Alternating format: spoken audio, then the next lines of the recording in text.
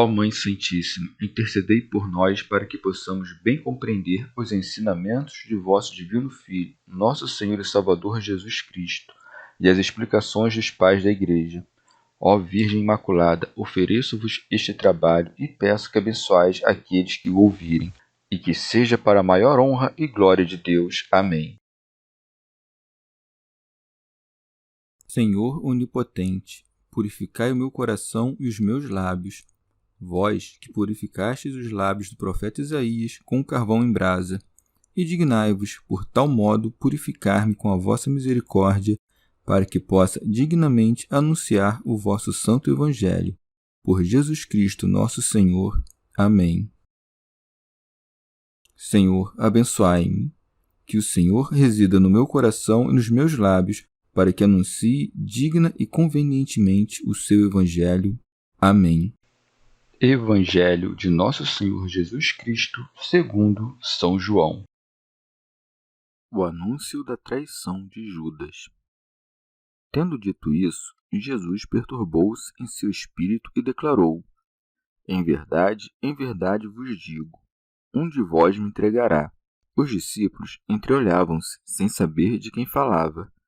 Estava à mesa, ao lado de Jesus, um de seus discípulos, aquele que Jesus amava.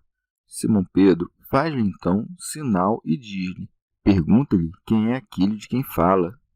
Ele então, reclinando-se sobre o peito de Jesus, diz-lhe: quem é, Senhor? Responde-lhe Jesus: é aquele a quem eu der o pão que umedecerei no molho. Tendo umedecido o pão, ele o toma e dá a Judas, filho de Simão Iscariotes. Depois do pão, entrou nele Satanás. Jesus lhe diz: faze depressa o que estás fazendo. Nenhum dos que estavam à mesa compreendeu por que lhe dissera isso. Como era Judas quem guardava a bolsa comum, alguns pensavam que Jesus lhe dissera: compre o necessário para a festa, ou que desse algo aos pobres. Tomando então um pedaço de pão, Judas saiu imediatamente. Era noite. A despedida. Quando ele saiu, disse Jesus: agora o Filho do Homem foi glorificado e Deus foi glorificado nele. Se Deus foi nele glorificado, Deus também o glorificará em si e o glorificará logo. Filhinhos, por pouco tempo ainda estou convosco. Vós me procurareis, e como eu havia dito aos judeus, agora também vou-lo digo: para onde vou, vós não podeis ir. Simão Pedro lhe diz: Senhor, para onde vais? Respondeu-lhe Jesus: não podes seguir-me agora aonde vou, mas me seguirás mais tarde. Pedro lhe diz: por que não posso seguir-te agora? Darei a minha vida por ti. Jesus lhe responde: darás a vida por mim? Em verdade te digo, o galo não cantará sem que me renegues 3 vezes. Comentários dos Pais da Igreja. São João Crisóstomo. O Senhor, como recém tivesse mostrado aos apóstolos que havia de percorrer a roda inteira da terra, aquela dupla consolação, há pouco dita, perturba-se pensando que de ambas estaria privado o traidor. E é isso que quer dizer o evangelista com as palavras: tendo dito isso, Jesus perturbou-se em seu espírito e declarou: em verdade vos digo, um de vós me entregará. Santo Agostinho. Mesmo não tendo dito primeiramente como ele revelaria o traidor agora, para que não se escondesse entre os outros, ele ficou perturbado em seu espírito. E quando o próprio traidor estava prestes a partir para conduzir os judeus até lá, aos quais deveria entregar Jesus, Cristo turbou-se com sua paixão próxima e o perigo iminente, e pela mão ameaçadora do traidor, de quem já conhecia a alma.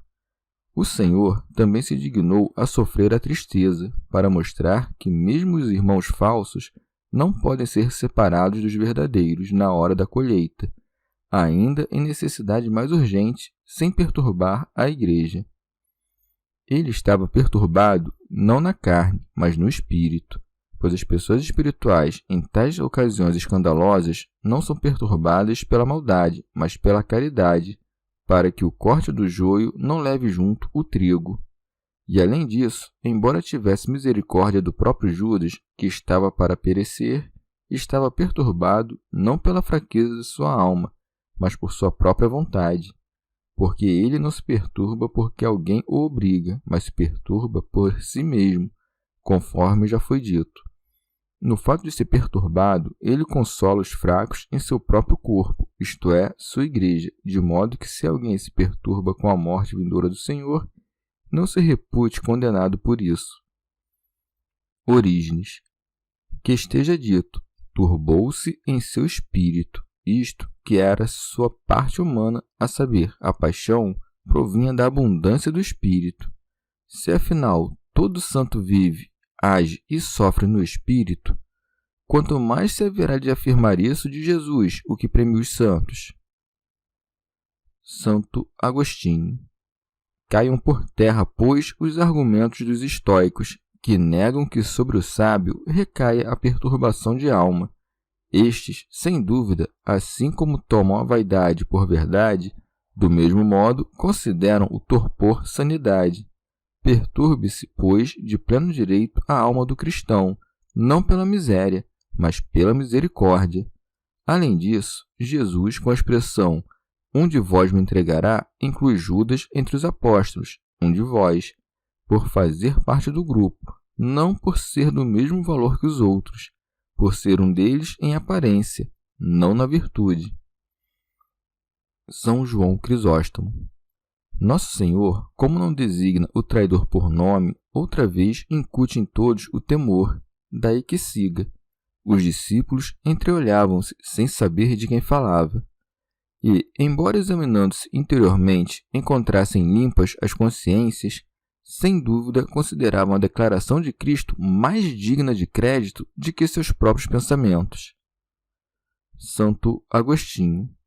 Tão piedosa era neles a caridade por seu mestre que, entretanto, a fraqueza humana os levava a desconfiar uns dos outros. Orígenes. Recordavam-se, ademais, homens que eram, como é mutável o afeto mesmo nos perfeitos, e como o desejo de um instante a outro é suscetível de passar de algo a seu contrário. São João Crisóstomo. Enquanto todos tremiam e a própria cabeça dos apóstolos, que era Pedro, inquietava-se de temor, recostava-se João, amado que era, sobre o seio de Jesus, daí que siga. Estava à mesa, ao lado de Jesus, um de seus discípulos, aquele que Jesus amava. Santo Agostinho. Este discípulo é João, autor deste evangelho, como em seguida revela. Com efeito, os escritores das letras sagradas, ao narrar, tinham por costume, quando chegavam a uma parte da história que os incluía, falar de si mesmos como de um terceiro.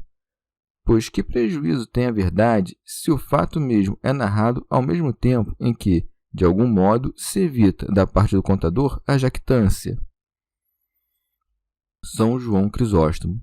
Se, porém, queres atinar a causa dessa intimidade, era o amor. Por isso diz, ao qual Jesus amava. Com efeito, embora os outros também fossem amados, este era mais do que os outros. São João Crisóstomo. João, assim perguntando, queria afastar de si aquela acusação. Também diz isto para que não penses que Pedro lhe fazia um sinal como a um superior, pois segue. Simão Pedro faz-lhe então sinal e diz-lhe, pergunta-lhe quem é aquele de quem fala. Em toda parte vemos Pedro arrebatado pelo fogo de seu amor, e como fora repreendido pouco antes, não toma ele mesmo da palavra, mas prefere que João faça a pergunta em seu lugar. Toda a Escritura retrata Pedro como fervoroso e próximo de João. Por isso segue. Ele então, reclinando-se sobre o peito de Jesus, diz-lhe, quem é, Senhor? Santo Agostinho. Reclinado sobre o peito é o mesmo que disse antes, recostado sobre o seio. Ou ainda, João, que antes repousava sobre o seio de Jesus, levantou-se um pouco e deitou a cabeça sobre seu peito. Afinal, se não tivesse deitado sobre o peito, mas continuasse repousado no seio, Nosso Senhor não lhe teria transmitido o conhecimento que Pedro desejava. Pelo fato de estar reclinado no fim da ceia sobre o peito, João mostra que era um discípulo especial de Jesus, por uma graça maior e mais abundante. São Beda. O repouso de João sobre o seio e o peito de Jesus era não só indício do amor presente, como também sinal de algo futuro, a saber, que daquela fonte o apóstolo beberia a voz que os séculos todos passaram sem ouvir, e que haveria de transmitir ao mundo. São João Crisóstomo. Nem mesmo o Senhor disse nominalmente quem era o traidor, pois assim segue. Respondeu-lhe Jesus: é aquele a quem eu der o pão que umedecerei no molho. E essa forma de denunciá-lo era para que se convertesse, pois, como não tinha vergonha da comunidade da mesa, deveria tê-lo feito pela participação no pão. Tendo umedecido o pão, ele o toma e dá a Judas, filho de Simão Iscariotes. Diferentemente do que reputam alguns leitores negligentes, que só Judas recebeu o corpo de Cristo, entenda-se que o Senhor distribuiu a todos o sacramento de seu corpo e seu sangue, e Judas também lá estava, como conta Lucas. E depois disso, segundo conta João, o Senhor molhou o bocado e ofereceu ao traidor. E depois do pão, entrou nele Satanás. Orígenes. Repara como Satanás não entrou em Judas de começo, mas apenas lhe meteu no coração que traísse seu mestre. Depois de comido o pão, porém, introduziu-se nele. Por isso, devemos tomar cuidado para que o diabo não enfie em nosso coração algum de seus dardos abrasantes, pois, se o consegue cravar, depois arma emboscadas para introduzir-se também a si mesmo. São João Crisóstomo. Enquanto Judas era parte do colégio dos apóstolos, o diabo não ousava assaltá-lo, apenas o instigava desde fora. Depois, porém, que Jesus o expôs e expulsou do meio deles, então o diabo, com toda a liberdade, lançou-se em seu coração. Santo Agostinho. Ou ainda, Satanás entrou em Judas para possuir mais plenamente quem, na verdade, já se entregara a ele. Não podemos dizer, afinal, que o diabo não estava ainda nele quando combinou com os judeus o preço para entregar o Senhor, na parte que fala Lucas. Ora, Satanás entrou em Judas, o qual foi combinar com os príncipes dos sacerdotes. Judas viera à ceia com essa intenção já no peito, e o diabo entrou nele após o pão, não para tentar quem ainda não lhe pertencia, mas para possuí-lo de vez como propriedade sua. Orígenes. Desta forma, o Salvador falou a Judas: faze depressa o que estás fazendo. E o traidor obedece nesse momento, porque assim que recebeu o pão, não demorou. Tomando então o pedaço de pão, Judas saiu imediatamente. E na verdade ele saiu, não apenas longe da casa em que estava, mas se separou completamente de Jesus. Em minha opinião, Satanás havia entrado nele depois de receber o bocado e logo após ter saído, porque não pode haver relacionamento entre Jesus e Satanás. Não será sem motivo perguntar por que, ao dizer recebeu o bocado, não acrescentou e o comeu. Será que Judas recebeu o pão e não o comeu? Talvez o diabo, que o inspirou a trair seu mestre, temesse que, tendo recebido Judas o pão, se ele o comesse, a influência de Satanás em seu coração se desfizesse, e, portanto, tão logo recebe o pão, imediatamente Judas saiu de casa. Pode-se dizer também que, assim como aquele que come o pão do Senhor indignamente, ou bebe seu cálice, come e bebe sua própria condenação. O pão que Jesus deu também foi salvação para alguns, mas para Judas foi condenação. Desse modo, depois do pão, Satanás entrou nele. São João Crisóstomo. O evangelista acrescenta que era já noite, para que percebas a temeridade de Judas, já que nem a hora pôde conter seu ímpeto. Orígenes. A noite exterior era imagem da noite que escurecera a alma de Judas. São Gregório. A circunstância do tempo exprime o fim da ação. Judas, que não voltaria para pedir perdão, sai à noite para levar a cabo sua traição. Orígenes. Depois dos prodígios realizados e da transfiguração, a glória do Filho do Homem começa a partir do momento em que Judas sai, junto a Satanás, que havia entrado nele do lugar onde estava Jesus. Por isso diz: quando ele saiu, disse Jesus: agora o Filho do Homem foi glorificado. E aqui não falamos do Verbo unigênito, mas da glória do homem que descendia da linhagem de Davi. Porque se o que diz é verdade, que a morte de Cristo glorifica a Deus, despojou os principados e potestades, triunfando deles pela sua cruz, e aquele outro, e que por ele fossem reconciliadas consigo todas as coisas, pacificando pelo sangue da sua cruz tanto as coisas da terra como as do céu. Em tudo isso, o Filho do Homem foi glorificado e Deus também é glorificado nele. E continua, e Deus foi glorificado nele. Porque Cristo não pode glorificar a si mesmo sem que o Pai seja glorificado ao mesmo tempo. Mas, como todo aquele que é glorificado por alguém, se ele perguntar quem glorifica o Filho do Homem, veremos a resposta a seguir. Se Deus foi nele glorificado, Deus também o glorificará em si. São João Crisóstomo. Isto é, Deus o glorificará por meio de si mesmo, não por meio de outro. Segue, e o glorificará logo, como se dissesse, não depois de muito tempo, mas prontamente na própria cruz aparecerão as coisas dignas de glória. Com efeito, o sol deu as costas ao mundo, os rochedos se fenderam, e muitos corpos que haviam dormido levantaram. Pois bem, por esta maneira os pensamentos dos discípulos que se tinham abatido, Nosso Senhor os restabelece e exorta-os não apenas a que não se entristeçam, mas que ainda por cima se alegrem. Santo Agostinho. Saindo o imundo, todos foram limpos e permaneceram com quem os limpou. Como a cisânia separada do trigo, os justos brilharam como o sol no reino do Pai. Prevenindo o Senhor que a saída de Judas era como a separação da cisânia, permaneceram os santos apóstolos como o trigo.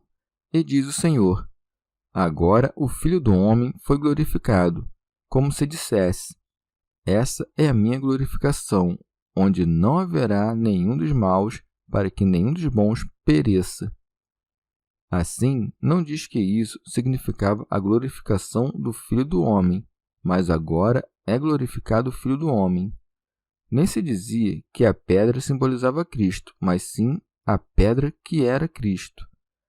A Escritura geralmente chama as coisas que significam algo pelos nomes e seus significados. Mas a glorificação do Filho do Homem é para que Deus seja glorificado nele, e por isso acrescenta. Também Deus o glorificará em si mesmo. Por fim, como que para esclarecer este ponto, continua.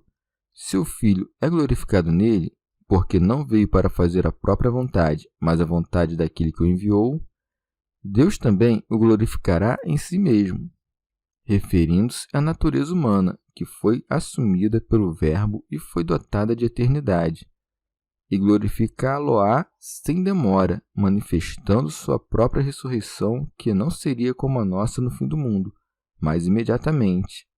E da glorificação pode ser entendida a frase, agora o Filho do Homem é glorificado, dizendo agora não pela proximidade da paixão, mas por sua futura ressurreição e como se considerava tão próximo que ficasse como já acontecido. Como tivesse dito acima, e glorificá-lo-á sem demora, para que os discípulos não pensassem que Deus o haveria de glorificar de tal modo que ele não se juntaria mais a eles com aquela convivência própria da terra, acrescenta, filhinhos, por pouco tempo ainda estou convosco, como para dizer, em breve serei, é certo, glorificado pela ressurreição, mas não para subir de imediato ao céu. Com efeito, como está escrito nos Atos dos Apóstolos, Nosso Senhor ficou com eles mais 40 dias após a ressurreição. Orígenes. Quando diz filhinhos, mostra como a pequenez ainda ocupava as almas deles. Ora, estes de agora chama de filhinhos. Após a ressurreição, se hão de tornar irmãos, do mesmo modo como antes de ser filhinhos haviam sido escravos. Santo Agostinho. Pode-se entender da seguinte forma.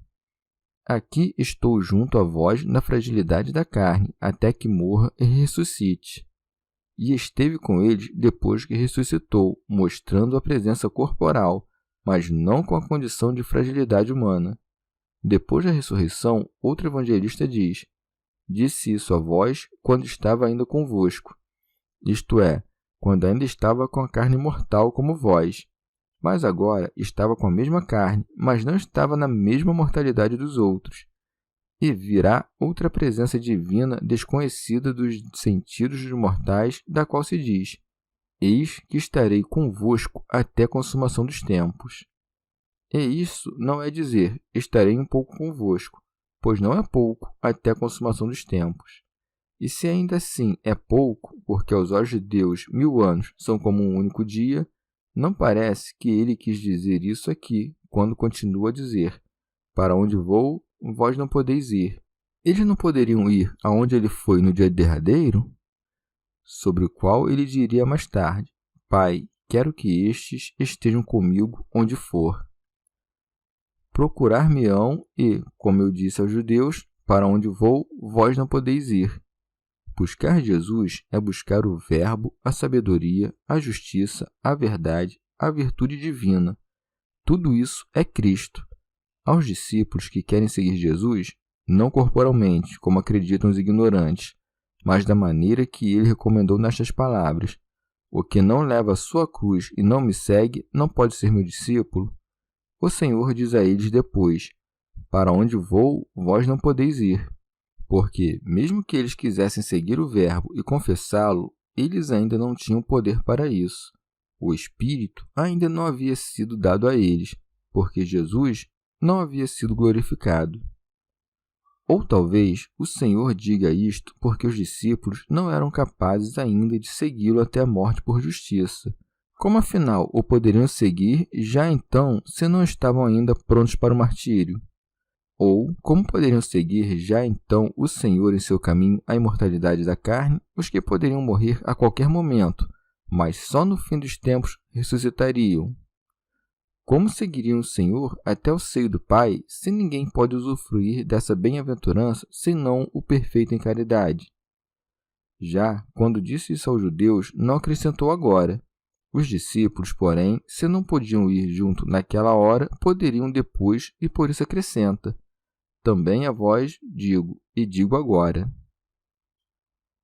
Orígenes. É como se dissesse: também a vós o digo, mas não sem o acréscimo do advérbio agora, pois os judeus que Jesus previa que morreriam em seus delitos não poderiam dentro de pouco tempo marchar para lá aonde ia Jesus. Os discípulos, porém, dentro de pouco poderiam seguir o Verbo. São João Crisóstomo. Grande é o amor, e mais violento que o próprio fogo, e não há proibição que possa deter-lhe o ímpeto. Por isso Pedro, o mais ardente dos discípulos, ao ouvir: para onde eu vou, vós não podeis ir, pergunta: Senhor, para onde vais? Santo Agostinho. O discípulo diz essas coisas ao mestre como pronto para segui-lo. Por isso o Senhor, que enxerga a alma dele, assim lhe responde: não podes seguir-me agora aonde vou. Impõe uma espera, não corta a esperança. Pelo contrário, confirma com a frase seguinte: mas me seguirás mais tarde. Por que tens pressa, Pedro? A pedra ainda não se solidificara com o seu espírito. Não te eleves pela força da presunção. Ainda não é a tua hora. Não te precipites no abismo do desespero. Hás de segui-lo mais tarde. São João Crisóstomo. Pedro, ouvindo essas coisas, nem por isso refreou seu desejo, mas, acolhendo a boa esperança que Nosso Senhor lhe dava, segue com a mesma foiteza, e como tivesse já sacudido de si o medo de traí-lo, cheio de segurança, pergunta sobre si mesmo enquanto os outros calam. Pedro lhe diz: porque não posso seguir-te agora? Darei a vida por ti. Que dizes, Pedro? Eu disse que não podes. Tu agora dizes posso. Por esse motivo, compreenderás por experiência própria que teu amor não é nada sem o auxílio da libertação celeste. Por isso segue. Jesus lhe responde: darás a vida por mim? São Beda. Essa frase pode ser proferida de duas maneiras. A primeira como afirmação, com o seguinte sentido: darás a tua vida por mim, é certo, mas agora, por temer a morte da carne, cairás na morte da alma. a segunda como se dissesse: Santo Agostinho, fareis por mim o que ainda não fiz por ti? Podes vir antes quando não consegues seguir? Por que presumis tanto? Ouça o que és. O galo não cantará sem que me negues 3 vezes. Tu, que prometes a própria morte, negar-me-ás tua vida 3 vezes. Ele viu o desejo que o animava, mas não conhecia a própria força. O paciente enferme se jactava da sua vontade, mas o médico conhecia a sua saúde.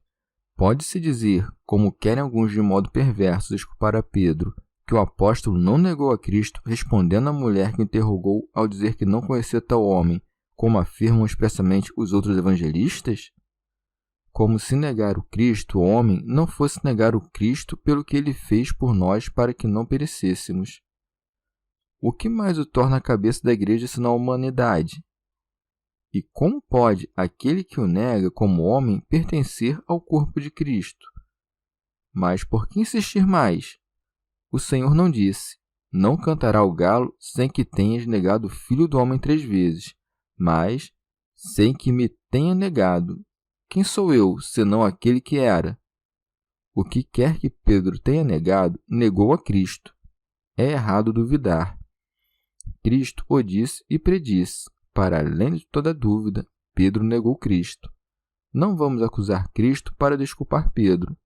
Pedro, em sua fraqueza, compreendeu a grandeza de seu pecado e mostrou com suas lágrimas quanto mal havia cometido ao negar a Cristo. E quando dizemos essas coisas, não devemos acreditar que há um deleite culpar o primeiro apóstolo, mas nos é oportuno o aviso que não deve o homem confiar nas forças humanas. São Beda. Lembre-se, quem quer que tenha caído, deste episódio, tome-o como exemplo de retorno à boa consciência, e não se desespere, mas creia sem hesitar que pode merecer o perdão. São João Crisóstomo. Este episódio evidencia como a queda de Pedro foi permitida pelo Senhor. Com efeito, poderia já então ter chamado o discípulo de volta à sensatez. Mas, como ele persistisse em seu ardor, o mestre, sem induzi-lo à negação, deixou-o, todavia, abandonado à própria sorte, para que assim percebesse a própria fraqueza e não consentisse dali em diante em tal queda. Quando lhe fosse confiada a administração do mundo inteiro, mas, lembrado do que experimentara, tivesse firme conhecimento do seu próprio coração. Santo Agostinho. Pedro provou na alma o que oferecia no corpo, mas não do jeito que o pretendia, pois, antes da morte e ressurreição do Senhor, tanto morreu, negando, como voltou à vida, chorando. O prenúncio da negação de Pedro aparece não apenas em João, como também nos outros 3 evangelistas. Nem todos, porém, o situam no mesmo ponto da conversa. Mateus e Marcos inserem-no depois que o Senhor sai da casa onde comeu a Páscoa. Já Lucas e João, antes. É fácil, porém, compreender que ou os 2 primeiros o relatam mais tarde por recapitulação, ou os 2 últimos mais cedo por antecipação. E é assim que eu entenderia, se não fosse pelo fato de que em cada par de evangelistas são tão diferentes não apenas as palavras, como também o sentido das frases, sob cujo abalo Pedro teria manifestado a presunção de morrer pelo Mestre ou junto com o Mestre, que antes me vejo forçado a concluir que o apóstolo expressou 3 vezes sua pretensão em diversas alturas da fala de Cristo, e que 3 vezes o Senhor lhe respondeu que antes do canto do galo, 3 vezes o negaria. Chegamos ao fim de mais um dia de comentários da Catena Áurea. Muito obrigado por ficarem até aqui, que Nossa Senhora derrame suas graças sobre nós e até amanhã.